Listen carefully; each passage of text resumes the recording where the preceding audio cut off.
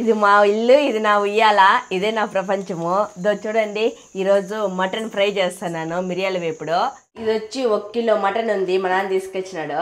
Mutton కడిగేసుకున్నాను, కుక్కర్లో వేసుకుందాము. చూడండి, ఒక నలుబొక్క కూడా వచ్చింది.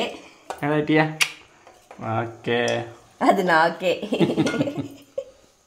పసుపు, కారం, ధనియాల పొడి, కొద్దిగా ఆయిల్, రాళ్ళుప్పు, అల్లం వెల్లుల్లి పేస్ట్ 1 స్పూను. బాగా కలుపుకునేయండి.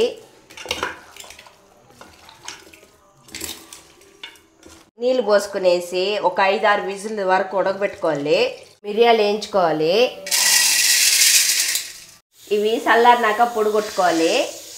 వేయించుకున్న మిరియాలకి తెల్లగడ్డలు వేసుకొని పొడి కొట్టుకునేయాలి. విజిల్ వచ్చేసింది, చూద్దాము మటన్ ఉడికిందా లేదా అనేసి.